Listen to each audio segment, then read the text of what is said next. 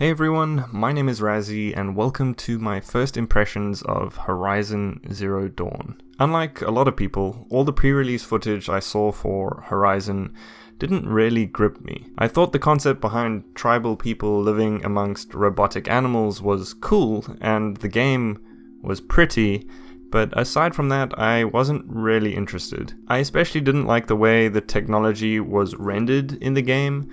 This clean, glossy metal with lens flares everywhere.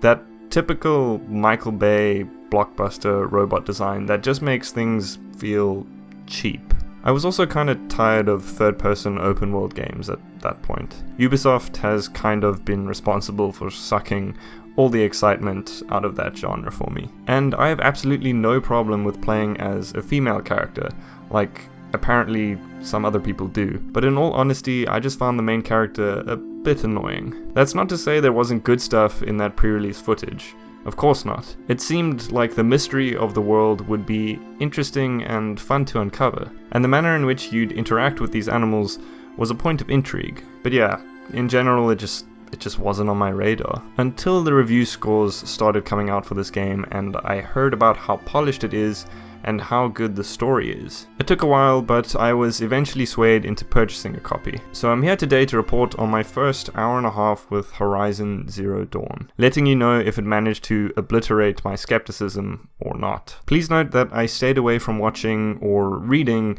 detailed reviews for the game, so everything you're about to hear here is just my opinion. Seeing a high score for a game would influence anyone's opinion to varying degrees, but like I said, even with the high scores in mind, I was still skeptical and had to play the game for myself to truly see if it would suit my tastes. Horizon Zero Dawn has a very strong start, both in terms of its narrative and its presentation. Firstly, the game had the smallest day one patch I've seen in a while, but that's not the point. Not only are the graphics in the game instantaneously striking, because they are some of the most impressive I've seen, but the manner in which the game goes about filling you in on certain things you might not understand just by observing is actually quite smart. During the opening, Aloy's father figure is explaining things to her as a baby, as if trying to tell her a comforting story. We're literally treated like babies in this opening scene,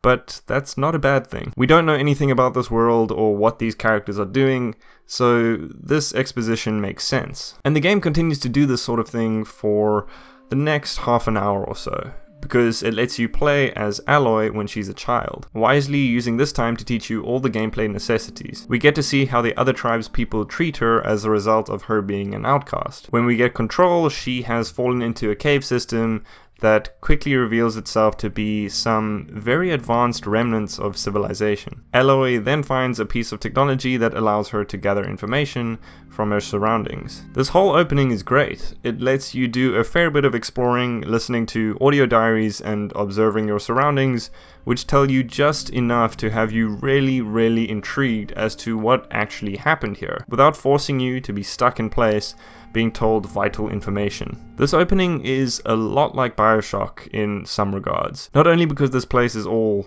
wet and dilapidated and there are corpses everywhere, but also because it gives you insight into what these people were thinking back then. And there's already some deep questions being posed here. One guy even talks briefly about the purpose of his life in a fairly non-cliche way. It also helps in this section that Aloy points out somewhat obvious things you might have missed as you're exploring. She's a curious child, and if she states the obvious or repeats things that you already know, it makes sense, because that's what children do. And it comes across as quite sweet, actually. This child actress generally puts on a really convincing performance. It's impressive. I actually think that the child Aloy is a lot more of an enjoyable character to inhabit than what I played of adult Aloy. As soon as you cross the threshold from being a kid to being an adult, this stating the obvious thing just becomes silly, which is something I noticed in the pre-release gameplay as well. 2 days. 2 days until I get answers. 2 days and I'll know who she was. And why I was cast out at birth. As if there could be an excuse for that. Alright, time to gather the parts for some fire arrows. I should find a herd. Mother's heart. 2 more days, and I'll know what it's like in there. It's So many people crammed into one place. I guess no one ever gets lonely in there.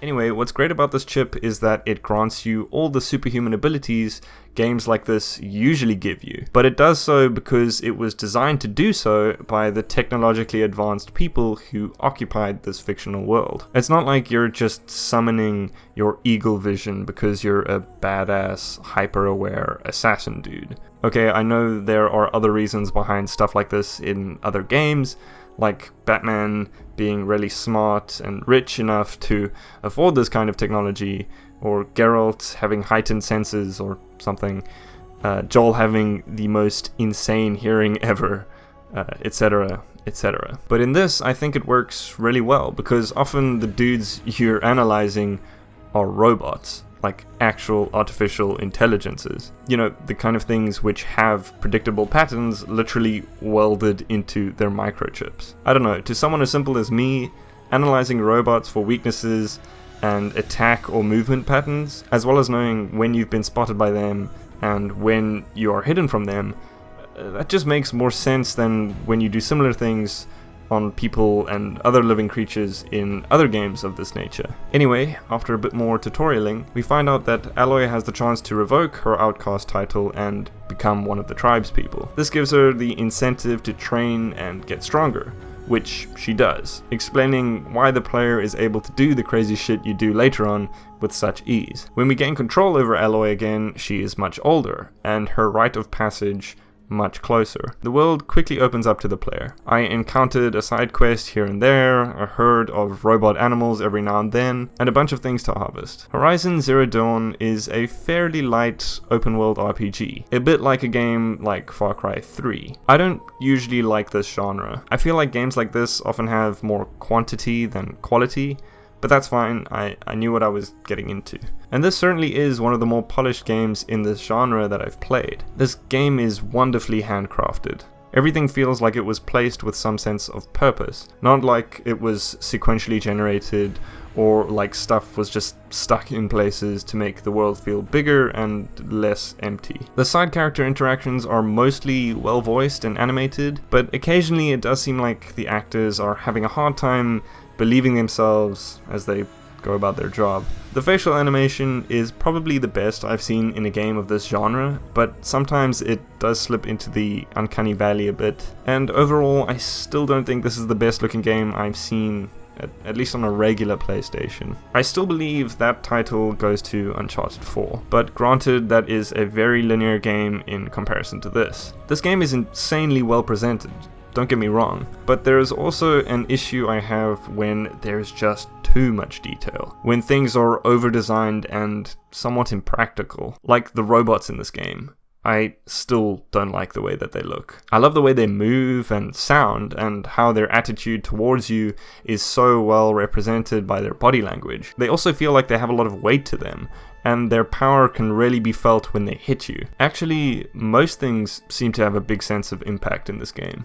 And I think a lot of that can be attributed to the sound design. It's really good. Keep the upper hand.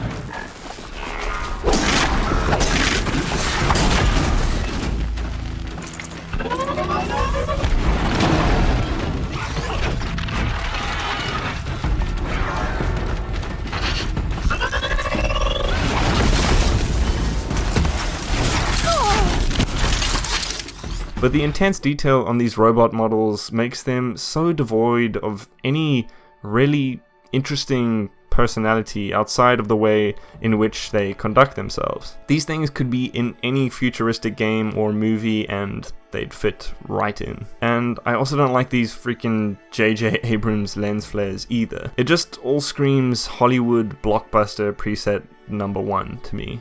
What with the overblown color correction and contrast this game seems to utilize a lot. Something even a game designed to be the video game equivalent of a Hollywood blockbuster, Uncharted 4, knew how to use with restraint. Killzone was also a game series that had impressive graphics, but not a terribly sensational aesthetic. This just seems to be something that Guerrilla Games can't really acquire. a distinct visual flavor, which is weird because the subject matter of their games is actually quite interesting and unique. The foliage in Horizon is some of the best I've seen, but it can also clutter up the screen, along with all the heads-up display stuff. I know it's all important information, but I feel like it could have been designed in a less obtrusive manner, making me feel a bit disconnected from the world when half the time it's covered by this bulky overlay. The quest text can cover a significant portion of the screen, and it's just a bit of an immersion breaker.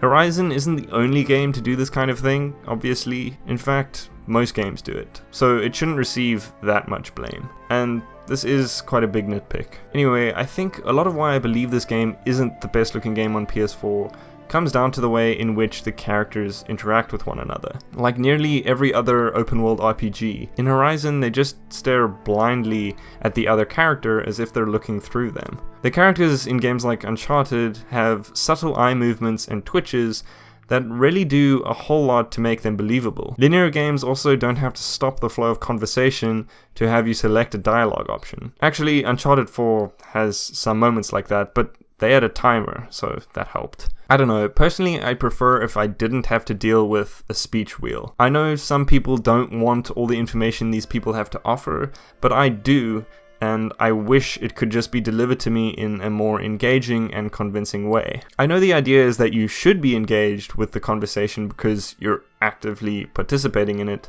but all I'm actually doing is going down the list of stuff I want to say or know, with pauses in between that make things drag. I do like how the game gives you more specific approaches when interacting with other characters at times, whether you want to be aggressive or not.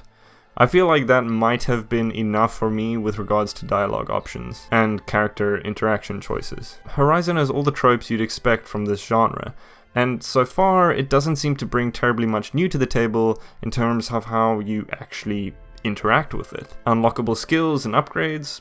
Check. Crafting, hunting? Check. Dialogue options? Check. Side quests? Check. Stealth? Check. The list goes on. I don't know, none of the stuff is objectively bad by any stretch of the imagination, but it's just stuff that I personally don't find terribly compelling. And maybe the game will prove me wrong. Maybe it'll show me that there is something else here in terms of gameplay that is a bit more original and interesting. The story and the world certainly has me intrigued, and the character feels good to control. Her animations are smooth and relatively responsive, and power sliding is like the best thing ever.